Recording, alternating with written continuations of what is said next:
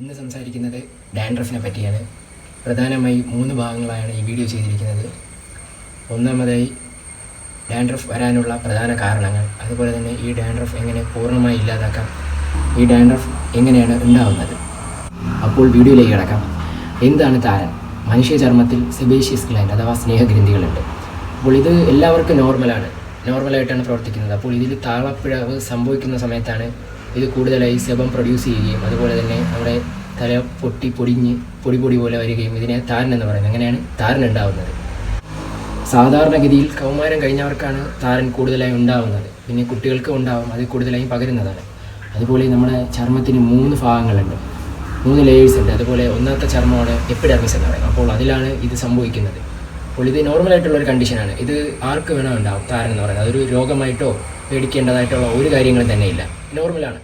ശരീരത്തിൽ 3 ഭാഗങ്ങളുണ്ടെന്ന് പറഞ്ഞു ചർമ്മത്തിന്. അപ്പോൾ ഈ എപ്പിഡെർമിസിലാണ് ഇത് സംഭവിക്കുന്നത്, ഈ താരൻ എന്ന പ്രക്രിയ സംഭവിക്കുന്നത്. ഇത് നമ്മുടെ പഴയ ചർമ്മം, ചീത്തയായ ചർമ്മം നമ്മുടെ ഉപരിതലത്തിലോട്ട് വരുന്നതാണ് ഇതിനുള്ള കാരണം. നോർമലായിട്ടുള്ളൊരു കണ്ടീഷനാണ്. ഇത് എങ്ങനെ വേണോ ഉണ്ടാവും. അതുപോലെ തന്നെ ഇത് കൂടുതലാകുമ്പോൾ, അതുപോലെ ഈ ഡാൻഡ്രഫ് കൂടുതലാകുമ്പോഴാണ് ഈ ബുദ്ധിമുട്ടുകൾ ഉണ്ടാകുന്നത്. നമ്മൾ അറിഞ്ഞു തുടങ്ങുന്നത് ഡാൻഡ്രഫ് തലയിലുണ്ട്, പ്രശ്നങ്ങൾ ഉണ്ടാകും, മുടി പൊഴിച്ചിൽ, അതുപോലെ തന്നെ ഒരുപാട് പ്രോബ്ലംസ് ഉണ്ടാകുന്ന സമയത്താണ് നമ്മൾ അറിയുന്നത്. അതുപോലെ തന്നെ നമ്മുടെ കൺപിരികത്ത് വരും, കൺപോളയിൽ വരും. അതുപോലെ തന്നെ ഈ താടി, മീശ ഭാഗങ്ങളിലൊക്കെ ഉണ്ടാവും. ചെവിയുടെ പുറകിലാണ് ചിലർക്ക് ഉണ്ടാവാറുണ്ട്. അതുപോലെ തന്നെ നമ്മുടെ ശരീരഭാഗങ്ങളിലൊക്കെ ഈ ഡാൻഡ്രഫ് ഉണ്ടാവാറുണ്ട്. ഈ ഡാൻഡ്രഫ് എങ്ങനെയാണ് കൂടുതലായി ഉണ്ടാകുന്നതിനുള്ള സാധ്യതകൾ എന്ന് ഞാൻ പറയാം. നമ്മുടെ തിരക്കേറിയ ജീവിതശൈലി തന്നെയാണ് ഒന്നാമത്തെ കാര്യം. അതായത് നമ്മൾ മുടിക്ക് വേണ്ടത്ര കെയർ കൊടുക്കാതെ വരുമ്പോഴും, അതുപോലെ തന്നെ നമ്മൾ അമിതമായി ഓയിൽ യൂസ് ചെയ്യുമ്പോൾ, ഹെയർ ഓയിൽ അമിതമായി യൂസ് ചെയ്യുമ്പോൾ നമ്മൾ ഓയിൽ അങ്ങനെ ഉണ്ടാവും. അതുപോലെ തന്നെ നമ്മൾ ഇപ്പോൾ ചിലരുടെ കാര്യമാണെങ്കിൽ അവർ ഡാൻഡ്രഫ് ഇല്ലെങ്കിൽ പോലും ഷാംപൂസ് ഡെയിലി യൂസ് ചെയ്യുന്നവരുണ്ട്.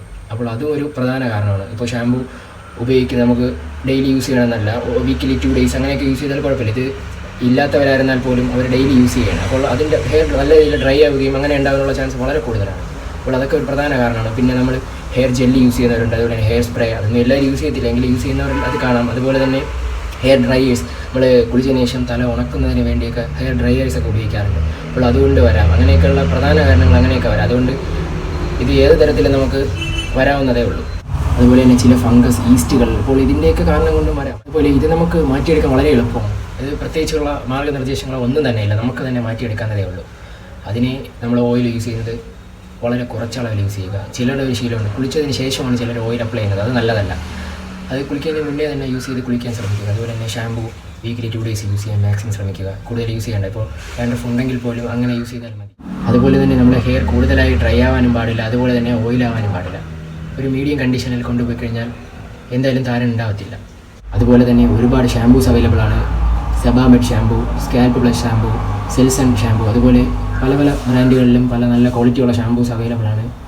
അപ്പോൾ അതൊക്കെ ഡോക്ടറിൻ്റെ നിർദ്ദേശപ്രകാരം നമ്മുടെ ഡാൻഡ്രഫിൻ്റെ കണ്ടീഷൻ തലയിൽ എങ്ങനെയാണ് അതിനനുസരിച്ചുള്ള നല്ല ഷാംപൂസ് അവർ തന്നെ റെക്കമെൻഡ് ചെയ്യുന്നതായിരിക്കും. അങ്ങനെ ഏതെങ്കിലും ഡോക്ടേഴ്സിനെ കണ്ടിട്ട് ചെയ്യുന്നതായിരിക്കും ഏറ്റവും നല്ലത്. അതുപോലെ തന്നെ എല്ലാവർക്കും എല്ലാ ഷാംപൂസും യോജിച്ചതായിരിക്കില്ല. 1 month മിനിമം യൂസ് ചെയ്തതിന് ശേഷം റിസൾട്ട് ഉണ്ടെങ്കിൽ മാത്രം അത് കണ്ടിന്യൂസ് യൂസ് ചെയ്യാൻ ശ്രമിക്കുക. അല്ലാത്ത പക്ഷം മാറ്റി റിസൾട്ടുള്ള നല്ല ഷാംപൂസ് യൂസ് ചെയ്യാൻ ശ്രമിക്കുക. അതുപോലെ തന്നെ നമ്മൾ പലരും ചെയ്യുന്ന ഒരു മണ്ടത്തരമാണ്, എന്തൊക്കെ ചെയ്താലും നമ്മൾ എത്ര ഹെയർ ട്രീറ്റ് ചെയ്താലും നമുക്ക് താരൻ മാറത്തില്ല. അതിനുള്ള പ്രധാന കാര്യം നമ്മൾ ഉപയോഗിക്കുന്ന കോമ്പ്, അതായത് ചീപ്പ്, അതാണ് ഏറ്റവും വലിയ. അത് വീക്കിലി ക്ലീൻ ചെയ്യാൻ ശ്രമിക്കുക. അതുപോലെ തന്നെ നമ്മൾ തലയണ, പില്ലോ കവർ, അത് വീക്കിലി 1 day എങ്കിലും മാറ്റി ഒന്ന് ക്ലീൻ ചെയ്തില്ലെങ്കിൽ നമ്മൾ എത്ര ഹെയർ ട്രീറ്റ്മെൻറ്റ് ചെയ്താലും ഷാംപൂസ് യൂസ് ചെയ്താലും എന്തൊക്കെ യൂസ് ചെയ്താലും മാറത്തില്ല. അതുകൊണ്ട് കഴിയുന്നതും അത് നിങ്ങൾ ശ്രദ്ധിക്കുക. അപ്പോൾ ഈ വീഡിയോ ആവശ്യമുള്ള നിങ്ങളുടെ ഫ്രണ്ട്സിന് ഷെയർ ചെയ്യുക. അതുപോലെ തന്നെ ഈ വീഡിയോ ലൈക്ക് ചെയ്യുക, സബ്സ്ക്രൈബ് ചെയ്യുക. അപ്പോൾ മറ്റൊരു വീഡിയോയുമായി വീണ്ടും കാണാം.